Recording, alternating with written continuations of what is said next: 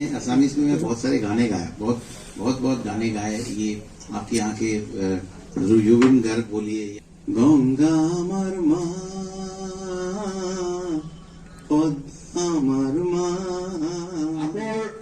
State executive member आছিলে ইউথৰ মোহাম্মদ কায়ুম আহমেদ, তেখেতসকলকো মই মঞ্চলৈ আহিবলৈ অনুৰোধ কৰিছো।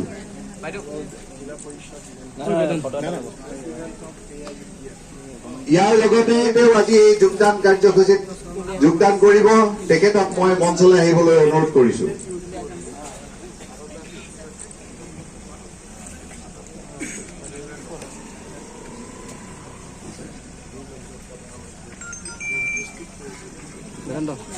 शाम को आप आइए दादा, आपको बता रहा हूँ, शाम को आइए, आप चीफ गेस्ट हैं, आपको दिया जलाना है। तो मैं समझ जाता हूँ कि दिया जलाने के लिए बुलाए रहे लेकिन गाना गवाएंगे। और जब कई बोलते हैं कि दादा आपको मैं गाने का बहुत बड़ा फैन हूँ, आज आपको यहाँ पे परफॉर्म करना ही है, 1 घंटा लोगों को गाना सुनाना है। और मैं सिंगर हूँ, मैं कोई राजनीति करके राजनीति में नहीं आया, लोगों ने प्यार किया है, थोड़ा सा ही फर्क है। गाने में भी लोग रिक्वेस्ट करते हैं, वो भी प्रीपेड है, पहले आप टिकट खरीदते हैं, उसके बाद आप लोगों के पास जाते हैं, आप गाना सुनाते हैं, फिर लोग बताते हैं प्रोग्राम अच्छा हुआ कि नहीं हो। प्रीपेड है, टिकट आपको पहले खरीदना पड़ता है, ऐसा नहीं कि गाना सुनने के बाद आप पैसा देते हैं। ये पॉलिटिक्स भी वैसे ही है, प्रीपेड है। पहले लोग आप पे भरोसा करके आप पे चुनते हैं, उसके बाद आप काम करके दिखाते हैं कि आप कर सकते हैं कि नहीं कर सकते, ये है ना। तो मैंने जिंदगी में सिंपल सोचने का ये काम करता हूँ। मैं समझता हूँ कि दिन में जब पॉलिटिक्स में या ऑफिस में भरपूर काम करके मन खुश रहता है, तो रात को गाना भी उतना अच्छा आता है। रात को जब गाना ऊपर वाले का देन है, जब वो मैं अच्छे से करता हूँ, मन फ्रेश हो जाता है, सुबह का ऑफिस का काम अच्छा आता है। और दीदी ने मुझे यही कहा है जब मैं पॉलिटिक्स छोड़ रहा, लेकिन बाबू ऐसा मत करो, तुमने अच्छा काम किया है, बहुत प्यार से गाना भी गाओ और दिल खोल के काम भी करो। तो दोनों मैं कर रहा हूँ। और जब मैंने बोला कि कोई गाना गाने के लिए बुलाता है, तो जब वहाँ पहुँचता हूँ तो बोलते हैं कि भाई मिनिस्टर तो आ ही गए, तो दूसरे मिनिस्टर को फिर उनको रिक्वेस्ट काहे करे। तो यहाँ मेरा गाना गाने का पूरा ऑर्केस्ट्रा बैंड सब लगा रहता है, और इधर दिया रहता है, बोलते हैं आप दिया जला दीजिए, उसके बाद गाना। तो बाई 1 गेट 1 फ्री। अब वो साबुन के साथ जो छोटा तेल का शीशी है, उसमें कौन सा साबुन है और कौन सा शीशी है, उसमें मैं नहीं जाऊंगा। लेकिन भूपेन हजारिका जी के साथ मुझे काम करने का मौका मिला है। उनके साथ बहुत पहले 1993 में पहली बार, 93 या 92 ही होगा, पहली बार यहाँ पे तोचन घोष करके हमारे बंगाल में बहुत बड़े इंटरप्रेन्योर है, इम्प्रेशनरी है, रादर ऑर्गेनाइजर है, उनके साथ मैं आसाम में आया था। बहुत 4-5 अलग अलग जगह पे एक सीरीज ऑफ शो था। तो तब से मैं उनको मैं जानता हूँ, और पूरे दिन बातचीत करना, खाने के बहुत शौकीन थे। मुर्गी बोले तो मुर्गी ऐसा नहीं चलेगा, देसी मुर्गी चाहिए। तो ये सब मुझे मालूम है। लोखंडवाला में जहाँ मेरा घर है, उनके बिल्कुल ऑपोजिट साइड में जहाँ पे वो रहते थे, एकदम मेरा अक्रॉस द मेरे रूम के अंदर से अक्रॉस द वो रहते थे। तो उनका एक गाना मेरे ख्याल से आज के तारीख में गाना नहीं रहा है, बहुत बड़ा एक जन संदेश है। और यही गाना मैं आप लोगों के साथ सामने, हालांकि मेरा ये बाय हार्ट गाना है, दिल में बैठा हुआ है, फिर भी मैं इसका लिरिक्स अहोमिया में थोड़ा पहले लिरिक्स अगर मिलता तो वो भी मैं गा लिया होता, बट ये मैं गाऊंगा। गंगा मरमा पद्मा मरमा,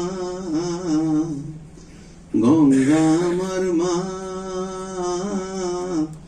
ओ পদ্মা আমার মা, ও আমার দুই চোখে দুই জলের ধারা, মেঘনা যমুনা, গঙ্গা আমার মা, পদ্মা আমার মা, ও আমার দুই চোখে দুই জলের ধারা, मेघना जमुना, गंगा माँ के युविन गर्ग बोलिए, या सब जो यहाँ के सिंगर्स हैं, हमारे दोस्त हैं, उनके स्टूडियोज में जाके गाना। तो मैं आसामी भाषा जो है वो पढ़ के आसानी से गा सकता हूँ, लेकिन बोलने में थोड़ी सी तकलीफ ऑब्वियसली होती है।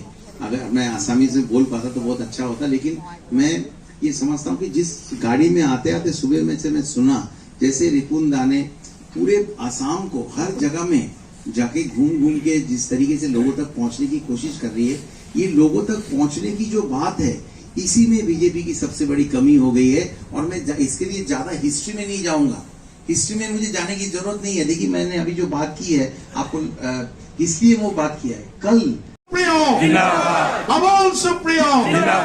धन्यवाद। आज जिस वजह से मैं यहाँ पे आया हूँ, मैं समझता हूँ कि असम के लोगों में जो डिवीजन पैदा करने की कोशिश की जा रही है, जो पूरे भारतवर्ष में हम देख रहे हैं, जिस तरीके से एक हिंदुओं के बीच में जो हमारे देश में मेजॉरिटी है, उनके बीच में भी उनको भी इतने हिस्सों में बांट दिया है ये कि हमने कभी सुना ही नहीं था कि इस तरीके से অসম ৰাজ্যিকৰ সভাপতিৰ দায়িত্ব গ্ৰহণ কৰে।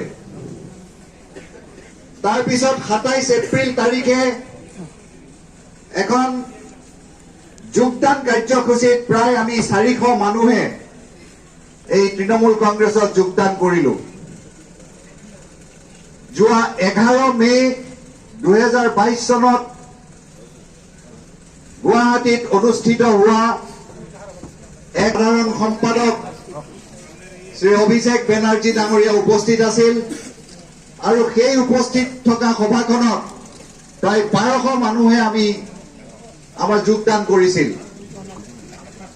ইতিমধ্যে সমগ্ৰ অসমতে তৃণমূল কংগ্ৰেছৰ যি লোকসকল আকৃষ্ট হৈ গাঁৱে চহৰে নগৰে সকলোতে